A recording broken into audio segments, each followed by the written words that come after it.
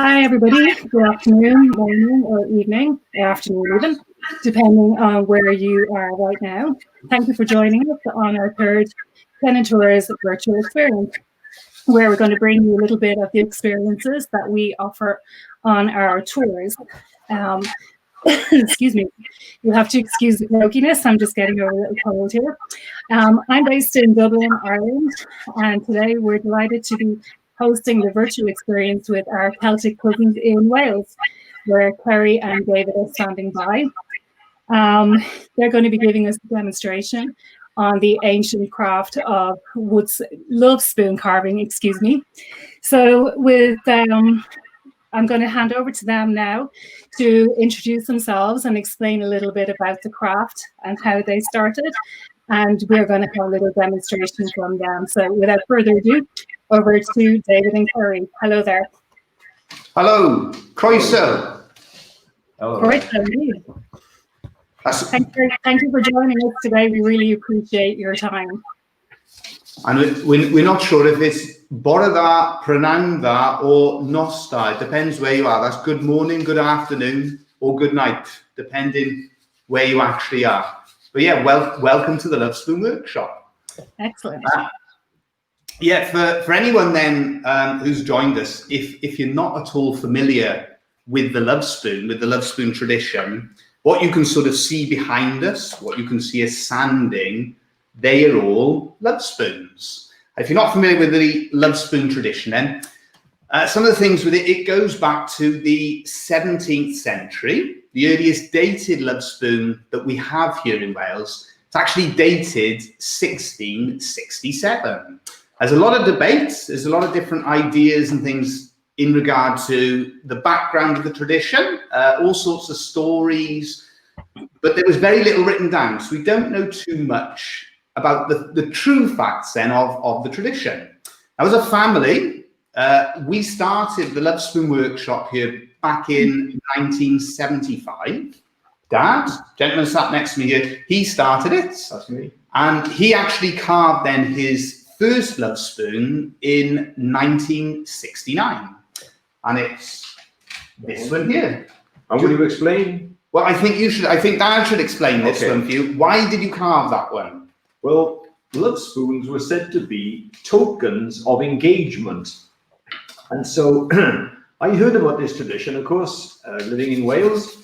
And so I was courting at the time, and my wife, my now wife, I was courting, of course, her, and I wanted to get engaged. So I thought, well, I'd heard about these engagement rings, and I knew they were rather expensive. So I thought, well, the best thing I can do is to make a lovespoon, because lovespoons were regarded as tokens of engagement. And so I thought I would save myself just a few pounds by making a lovespoon. And there it is. That's the first lovespoon then that Dad made. So basically, our journey then as a family with the Welsh lovespoon tradition, it all started because Dad didn't want to pay out on an engagement ring. So that's how our story began. Now, as Dad sort of learned more, as he studied the tradition more, he realized, because this tradition, it's associated with sailors. So you can use different woods, different materials, are used for making them from, but they would put messages into their lovespoons. And that is what you can see then in our own family collection, one lovespoon for every year since 1969, and they all have a little story to tell.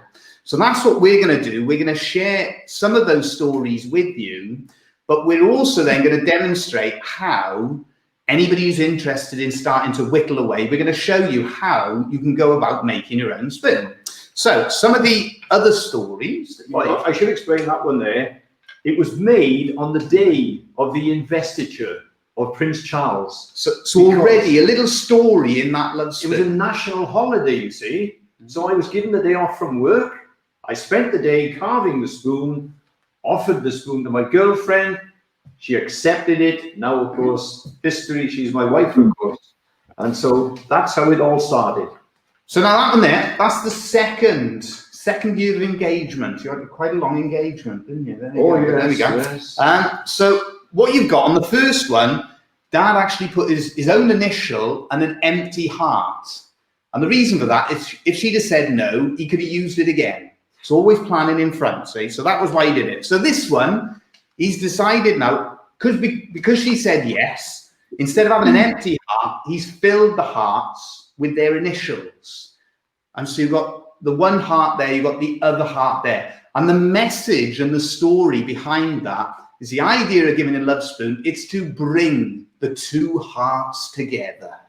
Beautiful. It's romantic, isn't it? Very, very romantic. We do explain to visitors that there is a sick bucket outside if anybody struggles, so we'd explain it to you as well. So that is an example of how we put a little message in. There's a little cottage on there because I was promising my fiancée a cottage. So you put your little message, you make your intentions in the love spoon. But in fairness, you made a lot of promises, didn't you? Oh, yes. Yeah. And you kept. Gentlemen, sorry, can I disturb you for 1 second, just to remind our viewers that we will have two little competitions during the presentation today, which you need to listen for the details. And there will be the first prize will be for some tenant tours travel accessories. And then the second prize will be a prize donated by David and Kerry, very kindly, which is a love spoon that they will engrave with two initials. And David is holding said spoon right up there now. So the first question will come up in about, let's say, 10 minutes. So if you're paying attention to what the guys are saying, you have a chance of being a winner. And the guys they're going to pick out a couple of love spoons that have a particular resonance to the US right now. Yeah. So we're gonna share some stories. So yeah, that's what we do is we tell stories. So one of the spoons asking for one that's relevant to the US. I'll bring this one on because it is quite important. Okay. Yeah. It is important. Well, that one, we'll explain that one because it's mum and dad, it's their wedding spoon. So the third spoon that Dad carved, bit of a break from the tradition, or what we believe the tradition to be, because you've got brass bells and you've got the lovebirds inserted. You should really carve your love spoon, they say, from one solid block. But the truth is, we don't tend to stick to rules and regs. We tend to sort of do what we feel. But the message in this one, he put two spoons for the smooth, two that are rough. And the idea behind that is the rough, the smooth of married life. And that's what we do, tell a little story. They do tell me now they were very naive and should have put 4 rough ones on there, but that's another story altogether. That's a fun. They were asking about some of the spoons. Excuse me a second, I'll put that one back on the wall. Some of the ones relevant to the US. I know you've got them just over there. And this is what we do, see. We tell stories for our family, little messages, but we also record what's happening in the wider world. I'm going to catch you out now, Dave, because some of the things on here, I can't even remember the year we carved that now. Oh, we should do. Well, I remember, there's 2 reasons I can remember. One, because we put the year on the spoon. And the other, it was my first son was born. Basically, this love spoon has a theme of the number 5. And this one, we got as well, we've got a ship on the ocean. One message with that is that you hope you will cross the ocean of life safely. But there's a ship name on there, and that's the Mimosa. So it'll be interesting to know if anyone does know what the Mimosa was. It took Welsh settlers out to South America, so Patagonia. So not so much relevant for the US, but we've got that one on there.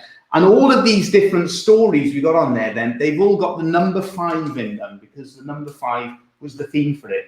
Have you got the other spoon there? Because that is more relevant to the US. So you can get an idea. This is what we do. Love spoons for us, the tradition, is all about storytelling. That one there, we try to record happy events. We try to put positive messages in. Sometimes, though, there are other events sort of take over and you can't really ignore them. So the first thing we recorded on there, you got a pearl necklace around the outside. And that was because it was mum and dad. It was their pearl wedding anniversary. We've also then got a big apple inside the shape, the 2 towers, the twin towers. It was sadly for what happened in New York, the big apple representing New York and the twin towers incident. So this was carved back in 2001. And of course, such a sort of tragic event then that we couldn't not record it on our spoon. Other thing then we did with this one, you got the central pearl representing God or heaven, and then you've got 6 symbols for the 6 largest faiths, religions of the world, and they're all equidistant from that central pearl representing God or heaven, because ultimately that's what they're supposed to be seeking.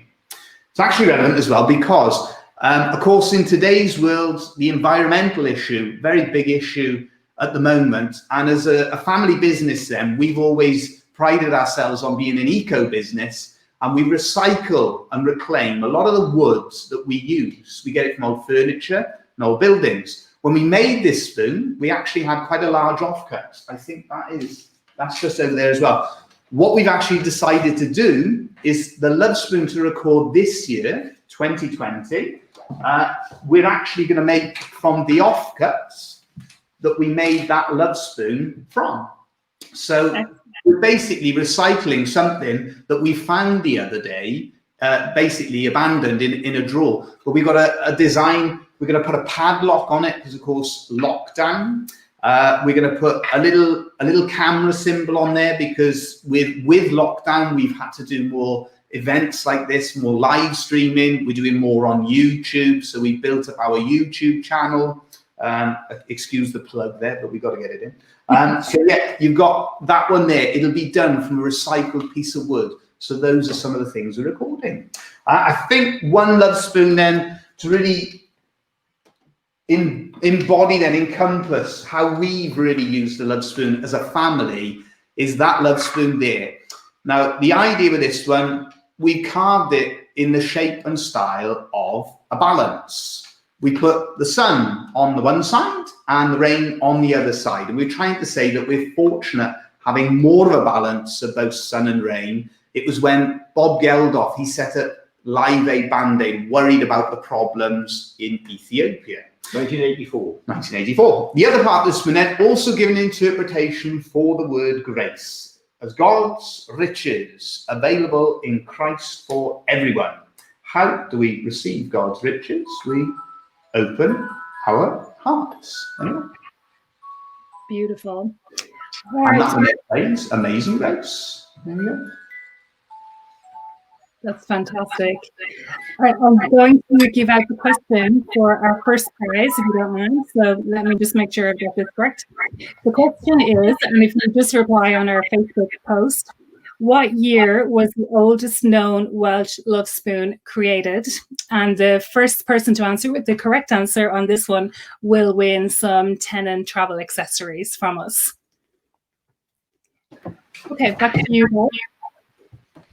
Yeah, so that's basically that's what we do. Now you'll come across love spoons, which will have a popular thing. There's sort of lists of meanings of different symbols, and they've very much been developed in the sort of last 50 years when it's become more commercial. So we tend to sort of avoid that. We like to leave the interpretations of the symbols more open. So, you can interpret things how you want to do it. But there are sort of certain ideas. Some of the spoons that we're going to demonstrate, you've got one like this one here, where you've got the 2 hearts side by side. It's that idea of bringing the 2 hearts together. Another one, when we carve this one, you'll have a twist on the stem. And that can represent binding, growing together. So this is what the Lovespoon tradition for us then as a family and as a business, a workshop, we feel that the Lovespoon is. It's all about sending a message, sharing that message through the work that we do. I think that one there, just behind us, I'm just going to take that one because that's an interesting one to explain. There we are. I'm not sure, should we... I don't know, you'll have to let us know. Do you want us to explain any more than this? Otherwise, we can go across after this one and we can actually demonstrate then how we carve the love spoons. But anyway, go ahead and explain. This one, sorry? Go ahead and explain the one that you've got there. Yeah, no problem. That one there, that was done back in 2009. It's based on a theme of living your dream. One of the first stories we put into this, it was to do with a speech that was made by Dr. Martin Luther King, the I Have a Dream speech. Now, the way we tied it in then, with the year that it was made, 2009, it was through the inauguration of President Barack Obama. So again, we're using the Lovespoon to tell a story.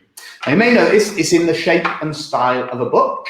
And the reason for that then, in our own family then, my mum, she actually published, she was a school teacher, and she published her first children's book. So again, it records a point in time, it records something that's happening in the wider world, but also then in our family as well. Another little message, we got a little ship on the ocean, and that was to record the birth of my nephew, Joshua. He was born, and he is then mum and dad's first grandchild. And the idea, the message behind that, we hope that he will cross the ocean of life safely. But a Lovespoon like this, another part that we need to explain to you, that is all then carved from one single solid block of wood. So there is actually 100 hours spent working on that Lovespoon. And it's lime, isn't it? That one, yet lime, and for everyone, as you say, across the pond, you refer to that one as basswood. So there's a different name that we call it flowering lime, you call it basswood. And for any of you who might be interested in having a go at making your own Lovespoon, that is often the one that is advised to start with is basswood or lime, because it's easier to carve, it's softer, and you will get away with carving across the grain. We use a lot of things like that one there is a recycled piece of mahogany, came in as an old piece of furniture. And that's a lovely timber to carve, but that one there, you've got to be thinking about carving with the grain more. It's the same. The one, our competition one there, looking at that one there, that's a piece of oak. And again, with the oak, you need to be thinking about working with the grain more so than the lime and the basswood. Is that amazing? Are there any other spoons that you'd like us to explain, or would you prefer us to go on to demonstrating the carving? I think we'll go ahead and start the demonstration on some carving. Yeah, and obviously your experience is something that we can book for our clients while they're traveling in Wales. Today we're going to get a shorter version of it, but if people visit you, I guess you go into a lot more detail and they can spend a longer time with you, like 45 minutes to an hour. Absolutely, yeah. We're used to doing that. We're used to it in terms of sharing a tradition, and what we do at our family workshop. What I'll do then, I'm gonna just you'll have to bear with me for a moment because I'm gonna move that camera closer in, so you're gonna get a better view. We're gonna go a closer view of the actual carving being done. You can see before, but we get a proper close-up, so for anybody who wants to have a go, you'll see much better. You can see these are the tools then of our trade, as you put it. These are what we use to carve the Lovespoon. Anybody starting out, you don't need as many tools as this. You can get started with just one or two gouges and possibly a clamp, whatever you've got available. Start off nice and simple, but you can see we've got all different ones to do all sorts of different jobs. Now then, I think I'm going to use this one. Yeah, that's the Lovespoon I'm going to start on. Reason I'm going to use that is because we haven't started on the bowl, so we can demonstrate how to work on that bowl. Here we are. I'm going to move that camera 2 seconds, so bear with me. Perfect. While you're doing that, David, I'm going to shoot with the second question for that spoon that you guys have donated to us today. You mentioned earlier on about a particular design in a Lovespoon, which was like a Celtic weave. And we want to know, what does that signify? So the first person that answers that one will win your spoon. I do have a question as well. Like you mentioned that the book style spoon took 100 hours to make. What's the longest it's ever taken to finish a Lovespoon from start to finish? The longest that we've ever spent working on the back with you. If you can bring that light in for me. The longest that we've ever spent on one Lovespoon it's 300 hours. Wow. And that was when we carved, it was the longest hand-carved Lovespoon. When we were in the wider shot, you could just see that just in the corner. Just bring that light a bit tighter. Yeah, you could just see that in the corner of the shot when we were in the wider shot. The sort of bottom of the spoon, the bowl of the spoon. And that took us 300 hours. But we're actually working on another Lovespoon at the moment. And that we're referring to it as the Eternal Lovespoon. And that we haven't put any sort of time limit because we've already spent probably 60, 70 hours working on it. And we're only really getting started. And that's the nice thing with the Lovespoon then. There's no rules or regs. You can spend as long as you want to on it, or you can spend as little time as you want to on it. Okay. Now then, as you can see, we've moved in closer. The first thing I'm going to do, this is to help anybody out who's interested in having a go. Okay. That's fine. What it is, you can't see out the shot. I've had Thomas the Woodcarver playing with the lights. So it's, with this one, you can see we draw that center line across there. So this is how, anybody interested in carving a spoon, this is how you would go about it. So to do the bowl, you mark the center line, just like so. You then mark the back of the spoon, and you mark the front of the spoon as well. So that gives us what you've got. You've got a center line, and then you've got a basic shape that you're looking to get your bowl. So what we do, we get our gouge, and we start carving in towards that center line. And we start carving deeper into the woods as we go, and working our way back towards the outside line. So we're getting our shape of the spoon, the actual bowl of the spoon. I just come in there. But we're getting the depth on the spoon as well. This is exactly how years ago, now bearing in mind this is a 17th century tradition, and this evening the light has gone, it's quite dark, and this is what young men would have been doing. So 200 and 300 years ago, they would have been carving, not perhaps with a vice and a bench like this, but they may have held the chisel and the spoon and what they call whittled away at the spoon. But it's a tradition that's still the same as it was then in some respects. Yeah, absolutely. So we're still using, interestingly, the gouge that I'm working with was made in London over 100 years ago by a company called Herring Brothers. And the steel on it is really high quality steel. So for carving, it really does do an excellent job for us. So as you can see, what I've done there, I've carved to that center line and back to our outside line. We then turn it round in the vise, and you can see we're working back to that center line, but all the time I'm carving further and further back to try and get to that outside guideline. So this is how, for any of you who are interested, we regularly do videos on this, showing different skills, different ways to learn.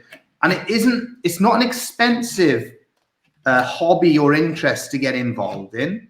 And it's not hugely complicated. It does take time to learn, but if you've got that interest and you've got that desire to learn how to do it, you'll be fine. And of course, this is where you get the term spooning coming from. Yeah, there we go. And the wood we're using, as we mentioned a few times, is a piece of recycled timber. And the wood that we're working with is a piece of oak. And so this would have been a piece of oak furniture. What has happened, the fashions have sort of gone, in the UK, they've gone against darker furniture. And so a lot of the stained, things like stained oak especially, has lost, it's sort of gone out of favour. Nobody wants it, but for us, it's perfect. And to be honest, it's a shame for us. We don't want to break it up, but it's a good source for us to recycle the timber from. Absolutely. Can I just interrupt there for 1 second? We do have a winner for our first question, and the prize goes to Brad Workman. So congrats, Brad. We'll be in touch to get your details, and we'll send you on those tenon travel accessories. Fantastic. Congratulations. So you can see now we're starting to get the bowl So that's the first stage of the process. We start to get our basic shape of the bowl, and there'd be no sort of rules or regs again with this. You can either leave the finish, as we call it, off the gouge, off the chisel, or you can sand it afterwards. That very much comes down to personal preference. So some of the original spoons as well, of course, are kept at the Welsh Folk Museum. Yeah, in St Fagans, just outside Cardiff, and you can visit St Fagans, and you can see these traditional spoons on display. And another part with the Lovespoon, they are very collectible. They've had auctions at some of the very well-known auction houses, and some of the older Lovespoons, and even some that we have made, they're valued at anywhere between £500 up to £20,000. So there's a lot of value to especially the early Lovespoons, the traditional ones. So as you can see, I've worked on that bowl, got that basic shape, and now I'm going to carve the design of the spoon itself. So the first thing we start with, you'll have to excuse, I'm going to use the mallet, so there's going to be, I hope that's not too bad coming through on the sound. We're going to do these cuts that we do, they're referred to as stop cuts. And all it basically means is where we cut down into the woods, and it's basically creating a barrier. And we will use that barrier afterwards to actually give us the shape and to give our carving a little bit of depth. So the same on the other side, we just do a stop cut down into the woods, just cut in down into the wood like so. And we will use that as a barrier, and we will cut into the edge just like so. So what we've got a heart shape, but to bring that shape out, we just use those stop cuts to cut in, and you're trying to bring out that heart shape. So we just finish off the bottom there. You'd also have different parts of Wales. You'll have different styles of spoons. There's a Pembrokeshire spoon. There's a of course, there are new counties now in Wales. But when I was brought up, there were actually, I think it was 13 counties, and they were, for instance, it was just Pembrokeshire, and then they changed it and they amalgamated counties. So you have different areas. So different styles of carving associated with different parts. And the Eisteddfod as well. There are two Eisteddfods in Wales where you have music and dancing, and you have competitions then for making various. So in Wales, products. you don't see it as much now, but they used to do spoon carving competitions. I mean, for instance, ourselves, we wouldn't have been allowed to enter anything like that because we do this every day, but they held competitions where people would make their own Lovespoons and they would enter them in the competition. And we mentioned that we put stories and messages into our spoons. This is one of our most popular designs, and it is called Cwtch, spelt C-W-T-C-H. Cwtch. So be interesting to know, does anybody know that one? What does that actually mean? We're talking tidy now, isn't it? We're talking proper South Wales. This is South Wales now, especially near the valleys. They would say, come and have a cwtch. Come and have a cwtch.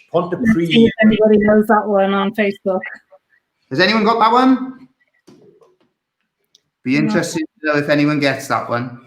Not yet.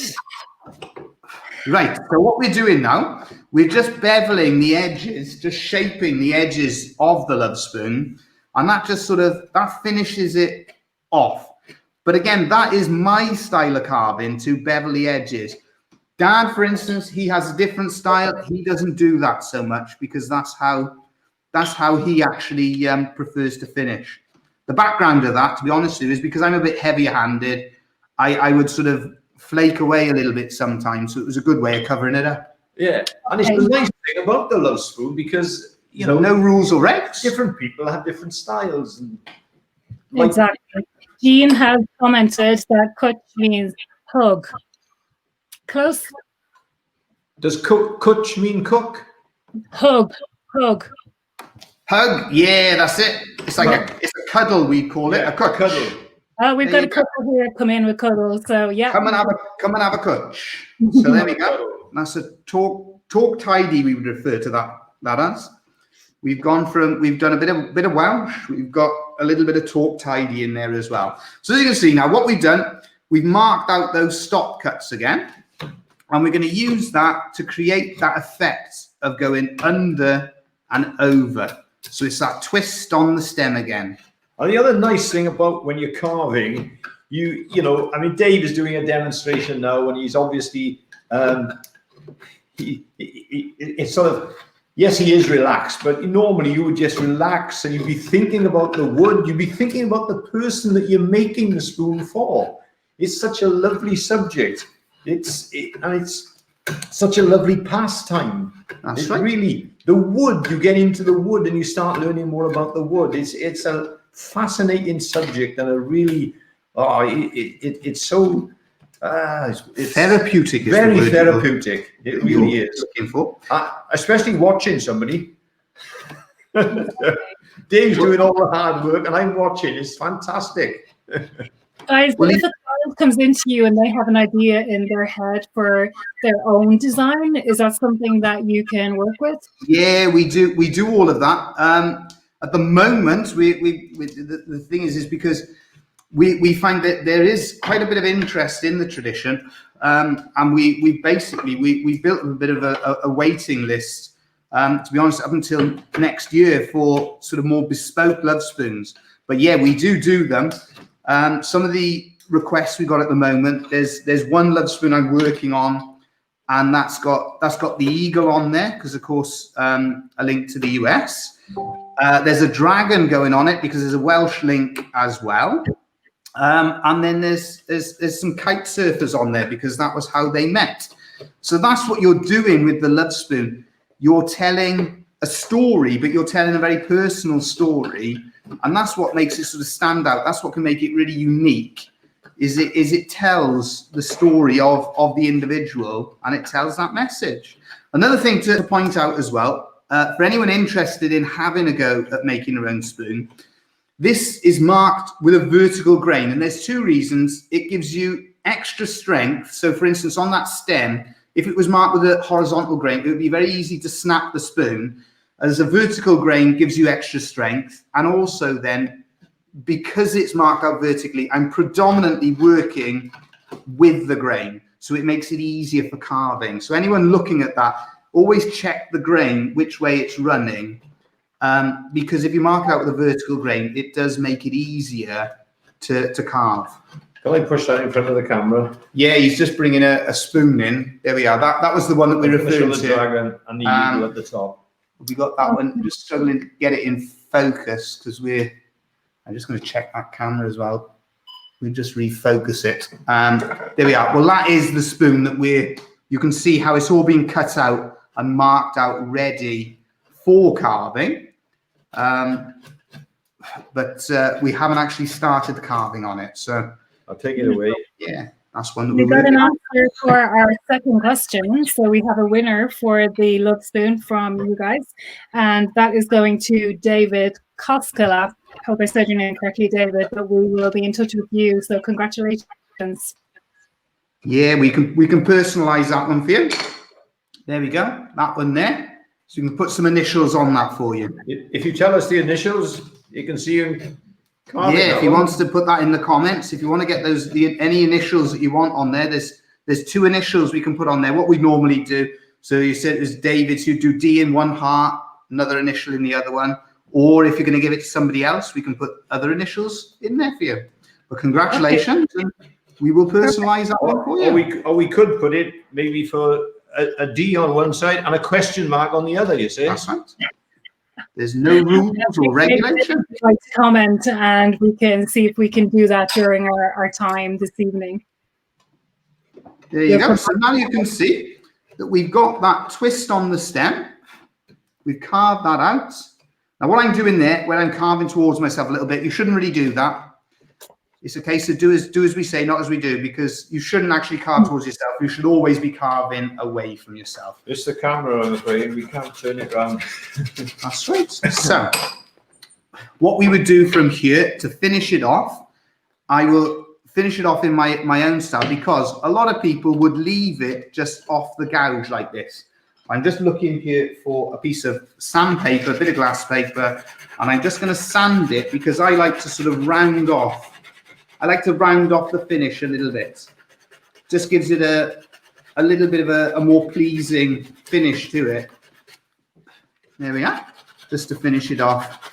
And then afterwards, we would put a coat of shellac on there. I'm looking at yourself there. Do you want me to get shellac? Yeah, I'm going to send Dad in the other room 2 minutes to get us. I'm going to make him go in there 2 minutes to get us some shellac. Because what that does, when you put the finish on it, when you put that sealer, it really brings up the character and the colour of the wood. So you should start to see that that's just rounding off those edges. And for me, it's my preferred way to finish, is to just round everything off. And then afterwards, as we say, we put that shellac on. The first coat especially raises the grain, but it really brings out the colour of the wood.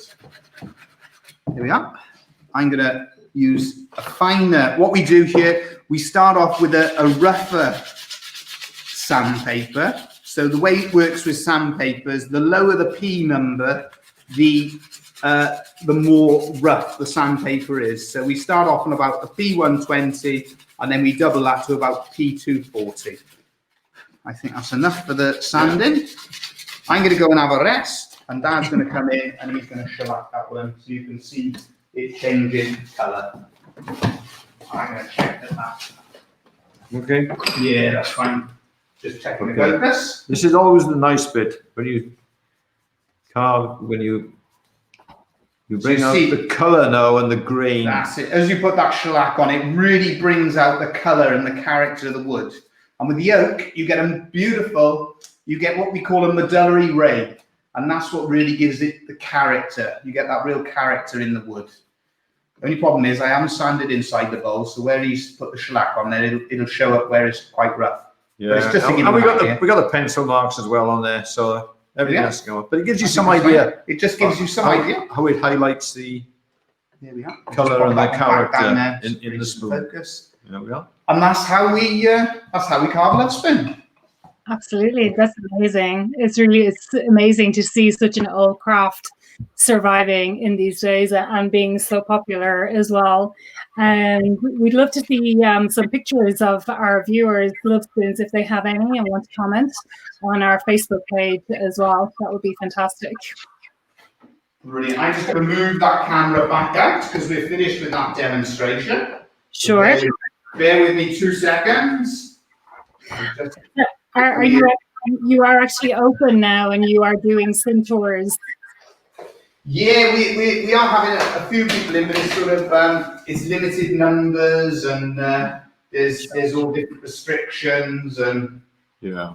It's a different year. I mean, obviously, speaking as European, and for all our viewers in the US, we're definitely missing your presence over here for sure this year. But hopefully, you'll be back over this side of the Atlantic, next year when it's safe and practical to do so. And we can't wait for that and get you into seeing our partners such as the Lovespoon Workshop. Actually, one thing I meant to ask you is the way you term yourself, like you say, Thomas the Wood Carver or Die Lovespoons, and if you can explain a little bit about that terminology. Well, the background is it's a Welsh thing. You'd see, I mean, for instance, in Tenby, just down the road from us, there was a famous one at Die the Boots. Yeah, he was a cobbler. And so he repaired shoes and that sort of thing. So he was called Die the Boot. You'd have ones like Jones the Milk for the milkman. So it's a bit of a quirky Welsh thing where people would know people. You have ones like Williams the Garage, Evans the News. So if they were news agents or if they repaired cars or something like that, quite often you're known as the work that you do. Yeah. That's how people know you, is by your occupation, things you do. So that's Thomas the Woodcarver. And sometimes it's the Christian name, sometimes it's the surname. Yeah. So I ended up having, because I'm David, in Wales, they shortened David to Di. So I was known as Di Lovespoons, and Dad then, his name is Kerry Thomas. But with Dad, he had it where it was the surname was used, Thomas the Woodcarver. I'm David Thomas, so they shortened mine to Di Lovespoons. So that was how we got our names. And it still goes in Wales. Yeah, certain areas. Yeah, where and the name is used. Because there's so many people with the surname of Jones and Williams and Evans in Wales. Yeah. And there's a few Thomases too. Yeah. Okay. Yeah, it's and the interesting thing, isn't it, with Jones? With Jones, there's no J in the Welsh alphabet. in the Welsh alphabet. So the origins of the name, and there's Jones, there's Jenkins, there's Jennings, very common Welsh names. There's no J in the Welsh alphabet. Okay. Okay, what else have I got to finish up now? If anyone wants to know any stories about the other spoons as well, feel free to ask us. We're more than happy to explain. And lots of comments coming in, just, to say thank you. They found the presentation really fascinating and interesting. We will come back to you regarding our winner and the initials to Carve on his spoon. Yeah, congratulations. That one there. That's our spoon. Amazing. Thank you so much. Thanks to everybody for watching. It has been a very quick taster of what the guys can offer in a real life experience, and hopefully you will get to experience that soon. If you are thinking of planning a vacation, we're here, we're ready, we can help you, and now is the time to get booking. Wales is absolutely an epic country, and when you got put on your list to visit, so do go and look them up. Thank you. Thank you, guys. Diolch yn fawr. Diolch, thank you. Very grateful, thank you.